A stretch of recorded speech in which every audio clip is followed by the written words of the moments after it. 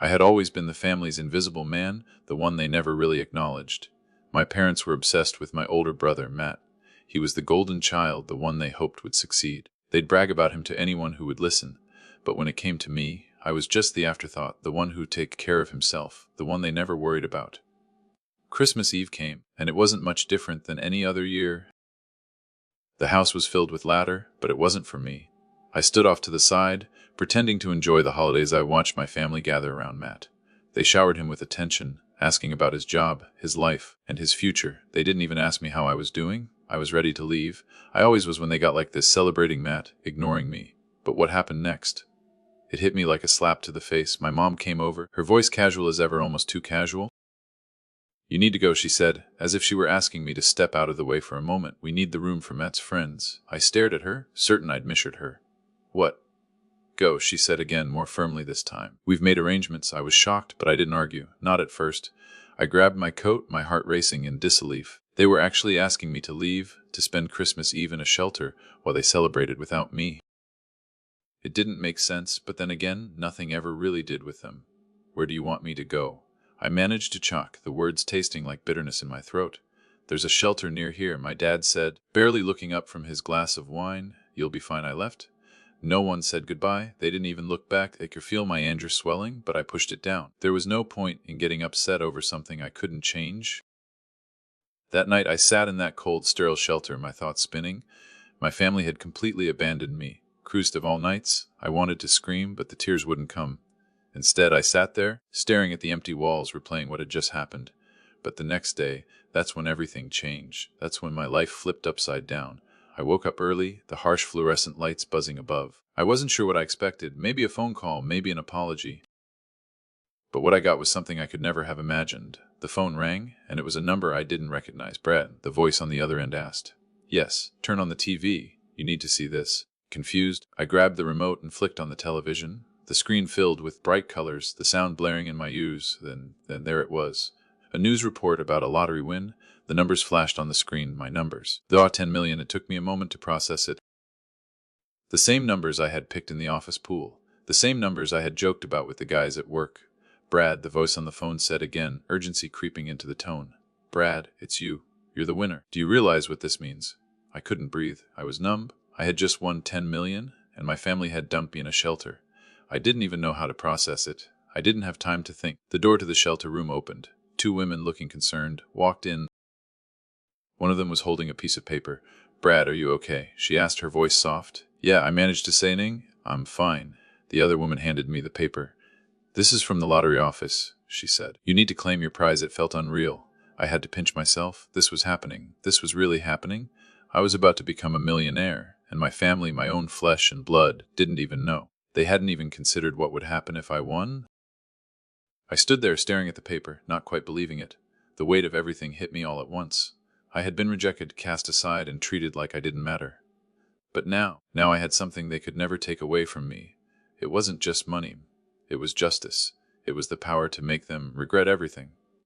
I looked up at the woman who had handed me the paper, my expression hardening. "You're right," I said, a cold smile tugging at my lips. "It's time to claim what's mine." I sat in the cold shelter, my hands clenched into fists. The tears had dried up hours and leaving nothing but a gnawing emptiness inside. My family had tossed me aside like a piece of trash, all because I didn't fit into their perfect little world. Christmas Eve of all nights. I could hear the sounds of life and joy outside, families, warmth, love, but I was trapped here alone. My mother, my sister, they'd all turned their backs on me. I replayed the argument over and over in my mind. The look in my sister's eyes when she said, "We don't need you here, Brad." The coldness in my mother's voice when she agreed, as if I was just another inconvenience. It wasn't even the first time they'd done something like this, but tonight it felt different. This time, they wanted on for good. I had come to terms with being the outcast. Always the disappointment. Always the one who didn't live up to their expectations. But I didn't deserve this. Not after everything I'd done for them, everything I'd sacrificed. I could still hear my sister's words echoing in my mind. "You've always been a burden, a failure." The hours dragged on, each second heavier than the last. But just when I thought I might lose it, the shelter's door swung open, and a girl stepped inside. It was the news anchor, Sam. His face was familiar, but his presence was unexpected. His eyes scanned the room, landing on me, and for a moment he just stared. "Brad," he asked, his voice low, almost me. Yeah, that's me, I said, too tired to put up a front. He looked down, as if checking something on his phone. Then he looked back up at me with a strange mix of sympathy and awe. You won't believe this, but you've won. You're the winner of the $10 million lottery. I froze. My mind couldn't process what he was saying. What, the words barely left my lips. He stepped closer, pulling out his phone and showing me a screen full of notifications. This is your name. You've won, Brad. You're set for life. I stood up, my legs shaking beneath me. This had to be some kind of joke. How could this be real? How could I, the person they'd rejected, the one they had so easily discarded, be the one to win it all? You're telling me this is real? I asked, voice trembling. Sam nodded. I know it's crazy, but I'm not here to joke around. You're the winner. The news is about to break any minute now, and you'll be on TV in the next few hours. My mind, that pain, all that rejection, it hit me harder than ever. And then something else. Something dark started to stir inside me. I felt a familiar fire igniting in my chest, a fire I hadn't let myself in so long. I had been thrown away, treated like nothing, but now I had something they didn't. I had power. Power I'd never imagined I'd hold. And I wasn't going to let them forget it. Before Sam could say another word, I turned on my heel and walked out of the shelter. I had a lot to think about, but one thing was certain: things were about to change. I woke up that morning with a knot in my stomach, the kind you get when you know something bad is coming but you can't see it yet. The world felt different, quieter. It was like the universe itself was holding its breath, waiting for me to make the first move. I grabbed my phone, half expecting a call, but the screen remained empty. Nothing. No messages, no calls, as if everyone had forgotten about me. The silence in my apartment was suffocating. I'd grown used to it, but today it felt more like a heavy weight pressing down on my chest. I kept telling myself that I was fine, that had been fine for a while now. But the loneliness, this cold, empty loneliness, it had a way of creeping in, no matter how hard I tried to block it out. I forced myself to get out of bed, shower, dress, pretend like everything was okay, but as soon as I stepped outside, cold hit me like a slap to the face. The streets were busy, but all I could hear was the pounding of my own heartbeat, racing in my chest. I walked aimlessly, trying to the feeling that something was wrong, that everything was wrong. It had been that way for weeks, but it was only today that it felt like I was on the verge of something breaking, something that would change everything. As I walked, I passed the same places I'd walked 1,000 times before: Bayou's shop I used to visit with her, the park bench where we sat and talked for hours, the grocery store where I used to pick up the things she liked. It was like the memories were mocking me, each step a reminder of what I had lost, of what I never had the chance to keep. I paused at the corner, just standing there, looking out at the street. The world continued to move around me, but I felt like I was frozen in time, trapped in my own thoughts. And then, as if the universe itself had decided to give me a sign, my phone buzzed. One message from my lawyer. Brad, we need to talk.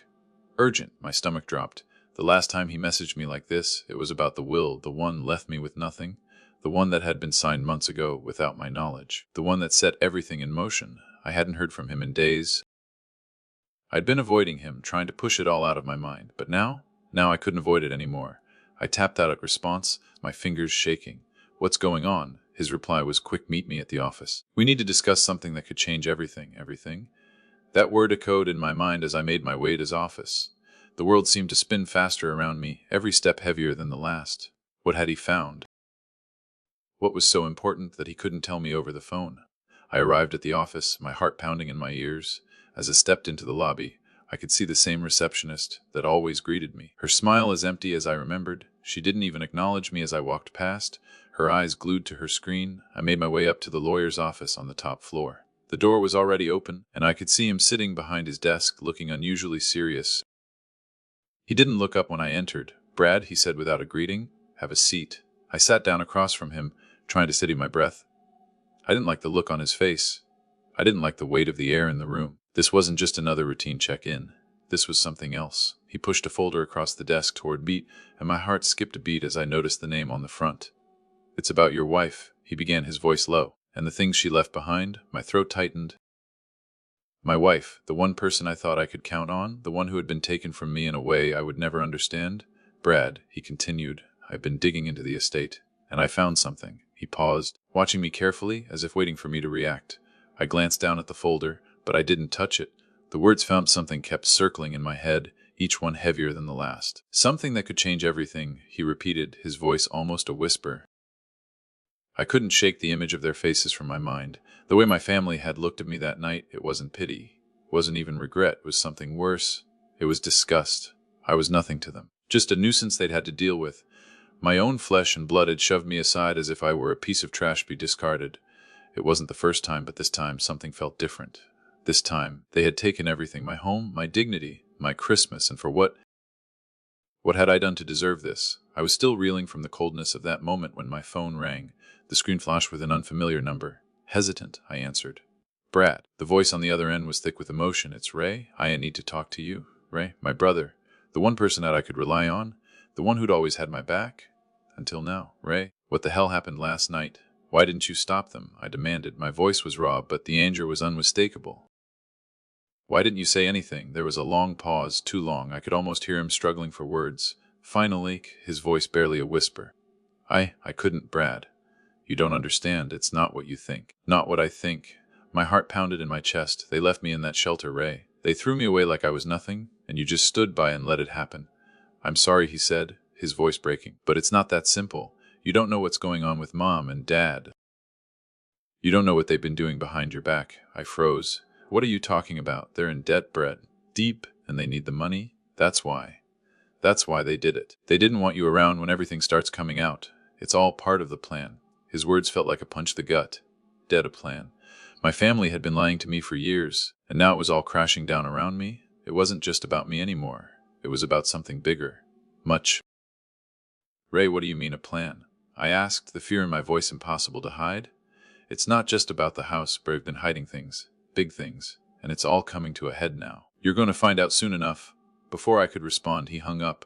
I stood there, staring at the phone, and my entire world had just tilted on its axis. My family wasn't just selfish, they were involved in something dangerous, something that could destroy all of us. And I had been a pawn in their game all along. I didn't know what to do next. Should I confront them? Or should I play along for now, gather more information, and strike when I had the upper hand? The only thing I knew for certain was that I wasn't going to let them get away with this. Not this time. Not after everything they had done to me. I was done being their scapegoat. I was done being discarded like I didn't matter. This was my chance to take back what was rightfully mine. And when I did, they would regret ever crossing me.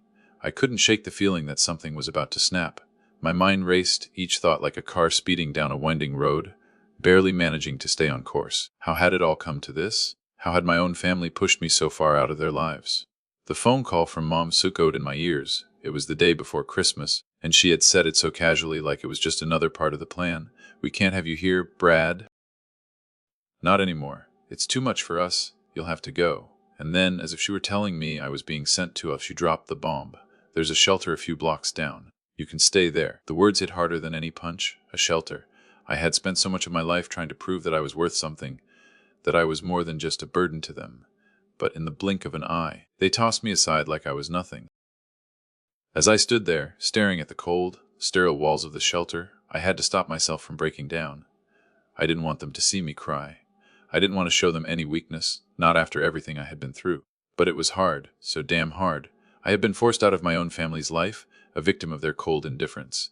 And just when I thought things couldn't get any worse, I found out what was really going on behind the scenes. The very next day I saw my family again. This time it wasn't at the dinner table. It wasn't the usual holiday chaos that we'd grown so used to over the year. They saw me on T-Time V. They saw me winning $10 million. The look on their faces was something I would never forget. Shock, disbelief, a deep, sickening realization that they underestimated me. The news had spread like wildfire. The lottery results flashed across the screen, and there I was, Brad, the family outcast, now the proud winner of a fortune they could only dream of. The same family that had dumped me in a shelter, now watching me claim a prize that could change everything. I could hear their voices, their frantic whispers, as they scrambled to figure out what had gone wrong. How had I managed to come out on top when they had written me off as nothing more than a lost cause? I wanted to laugh. I wanted to scream at them, to let them feel the weight of their actions. They had abandoned me, thrown me into a world I ever wanted to be a part of, and now they were facing the consequences of their neglect. It was almost too perfect, almost too good to be true. But there was no time for revenge. Not yet. I had my own plans. As I stood there, watching them on their screens, I knew that everything was about to change. The tables were turning, and I was no longer the one who would be left behind. I sat in the cramped office, my hands trembling as I gripped the armrests of the chair. The dim light from the desk lamp barely illuminated the stack of papers in front of me, but my mind was spinning, focused on one thing and one thing only. The call, the message that changed everything. Don't tell anyone, especially your son or daughter-in-law. You could be in danger. I couldn't stop hearing those words, repeated in my head like an echo. My wife's boss, Alan, had sounded so urgent, so desperate. But what was I really walking into? Why had he called me here to his office at this hour? Why the secrecy? I had spent the last few days processing my wife's sudden death, fighting off the waves of grief to drown me. But here I was, alone in Alan's office. As the questions circled in my head, I wasn't prepared for what I would find. The door creaked open, and my heart skipped a beat. There, standing in the doorway, was someone I hadn't expected, some I hadn't seen in years. It was Sophie. Sophie, my wife's best friend. The woman I thought I knew better than anyone. The woman who had been by our side through everything. But now, seeing her here, standing in front of me like this, everything I thought I knew came crashing down. Alan shut the door behind her with a click, and I could feel my stomach twist in knots. I didn't want to be the one to tell you, but his voice trailed off. Sophie stepped forward, her expression tight, like she was trying to hold back something, some secret that had been festering for far too long. We found something, she said, her voice barely above a whisper. Something that could change everything. My mind raced. What the hell was going on? What was this about? And why had she kept it from me all this time? Alan cleared his throat, his eyes darting between Sophie and me. Your wife wasn't just a secretary. She was more involved in some things than you knew. I felt the room start to starsion, blurring around the edges. What are you talking about? I managed to croak, barely able to get the words out. Sophie hesitated before continuing, her eyes welling with guilt. There were dealings with some powerful people, money, investments, secrets that she kept hidden, even from you. I didn't know how to tell you, but now, with everything that's happened, I have no choice. I stood up so quickly that the chair scraped across the floor. My breath was coming in short gasps. What kind of secrets? Alan's expression hardened. The kind that put you in danger. The kind that could destroy everything your family has worked for. I was reeling. What the hell was Sophie talking about? My wife had always been upfront with me, at least. I thought she had been. We shared everything, or so I thought. Alan handed me a folder, and I stared down at it, my fingers trembling as I opened it. The contents were beyond could have imagined. Documents, contracts, names, none of it made sense. My mind was struggling to keep up, to piece it all together. Your wife wasn't just involved in business with Alan, Sophie said, her voice shaking now. She was connected to something much bigger, and it's dangerous. People would kill to get their hands on what she knew. I swallowed hard. My throat felt dry, like I couldn't breathe. It felt as if the walls were closing in on me, and there was no escape. I looked at Alan, then back at Sophie. Why didn't you tell me sooner? Why wait until now? Sophie's face crumpled with guilt, and her voice cracked. I didn't know how. I didn't want to believe it, either. But when I found out, it was too late. She was already gone. I stood frozen, staring at the documents in front of me, the weight of everything crashing down all at once. My wife had kept a secret so deep, so dangerous, that it could destroy everything we'd built. And now it was up to me to fix it, to figure out what she had gotten involved in before it was too late. Alan's voice broke through my thoughts. It's not just about the money, Brad. There's a reason we called you in here. The people she was connected to are watching. They'll stop at nothing to get what they want. My mind raced. There was no time to waste. I had to act now, or it would be too late. I slammed the folder shut, my heart pounding in my chest. What do? I asked, my voice low, but filled with a new resolve.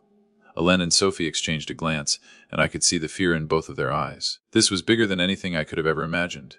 It's up to you now, Alan said quietly. But be careful, one. I couldn't believe my eyes. There I was, standing in front of the massive TV screen in the middle of my family's living room, staring at announcing the winner of the $10 million prize. My heart pounded, my breath caught in my throat, and I felt the weight of the world pressing down on me. The host's voice was a distant echo as my name flashed, the screen, Bradley Anderson, winner of $10 million. I wanted to laugh. I wanted to scream. But all I could do was stare, frozen in place, as the world seemed to shift around me. My family, who had discarded me like a piece of trash, was watching in stunned silence. My mother's face was pale, her hand trembling as it reached for the remote, her fingers fumbling in disbelief. My father, the man who'd always favored my brother, was wide-eyed, mouth agape, as if he'd seen a ghost. My sister, who had been the first to turn her back on me, stood with her mouth slightly open, not knowing what to say, but it was my brother, Nathan, who broke the silence first, his voice shaky and unsure, cut through the tension like a knife. This can't be real, he muttered, his eyes glued to the screen as if he didn't comprehend the reality of it. I don't know, my mother whispered, her voice barely above a whisper. Bradley, is this a joke? Are you playing some kind of prank? I shook my head slowly, my own voice almost unrecognizable as I forced the words out. Mom.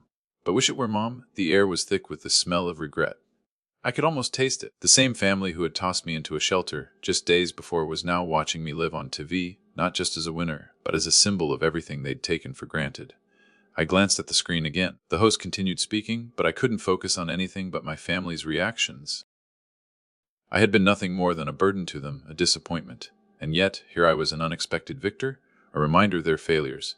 I could feel their eyes on me, but it didn't matter. Not anymore. How? How did this happen? My father asked, his voice strained with disbelief. I took a deep breath, savoring the feeling control, the power that had been ripped from their hands, and forced myself to meet their gazes. I won. I'm the one who got the money, not Nathan. Me. My mother looked like she might faint. She staggered back slightly, as if trying to distance herself from the reality had just unfolded. But we didn't mean, you didn't mean to what? I cut her off, the words tasting bitter in my mouth. Humiliate me, abandon me, throw me away like I was nothing. Nathan opened his mouth, as if to say something, but the words never came. The room was still, the tension unbearable. It was only when the host mentioned my name again, calling for me to appear live in the studio, that I was jolted back into reality. I had won. The money was mine and my family. They were nothing but spectators in my victory. I had been cast aside, but now I was the one holding the power. I could feel the weight of the world on my shoulders as I walked into the room. The crowd had already gathered, my family, their faces twisted in disbelief, their eyes wide with shock. They couldn't believe what they were seeing. I was no longer the one they had discarded. I wasn't the broken man they thought they could humiliate. I was the one standing tall now, a winner, holding the fortune they'd left behind. It had been only a day, but so much had changed. I had been thrown away like garbage, abandoned by the very people who were supposed to care for me. And yet, here I was, a 10 million check in hand, a prize that none of them had ever expected me to receive. My heart raced as I looked around at their stunned faces. They had no idea what I had been through, what it felt like to be betrayed by those you trusted the most. They didn't know how deep the scars ran. But I wasn't there for pity.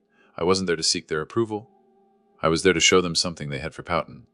The power of resilience, the strength that lies within a person, even when everything seems lost. They had thought they could break me, thought they could leave me in a shelter, broken and defeated. But they didn't know who they were dealing with. Brad. My sister's voice trembled, and for a moment, I almost felt sorry for her. But then I remembered what she'd done, how she had been part of the scheme to strip me dignity, to cast me aside like a worthless pawn. I hardened my heart. Yet it's me, I said, my voice steady but filled with an edge that surprised even me. I guess you didn't think I'd make it this far, huh? I watched as my father shifted uneasily, his usual self calm stepping away in the face of my transformation. The man who had always seen me as nothing more than a failure was now looking at me like I was someone he didn't recognize. But that didn't matter. What mattered was that I had done it. I had won. I bet you didn't expect this, did you? I continued, my words slicing through the silence like a blade.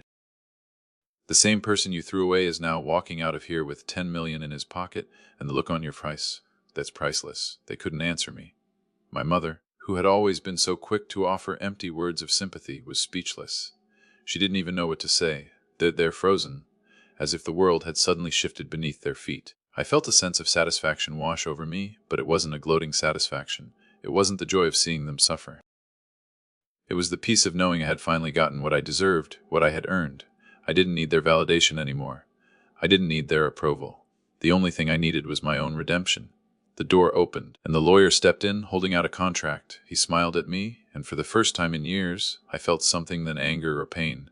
It was a feeling I couldn't quite place, something close to relief. The weight of my past, of everything they had done to me, was slowly beginning to lift. This is yours, Brad, he said, handing me the papers. Everything's in order. You're free to go. As I signed the papers, I looked back at my family. I didn't need to say anything. They could see it in my eyes, the quiet triumph that spoke louder than words ever could. I wasn't the same man they had thrown away. I was someone new, someone stronger. And no matter what they thought, no matter how they tried to take it all away from me, they couldn't change that. Left the room, I couldn't help but smile. It wasn't a smile of revenge, it was a smile of freedom. I had taken control of my life, and nothing would ever be the same again.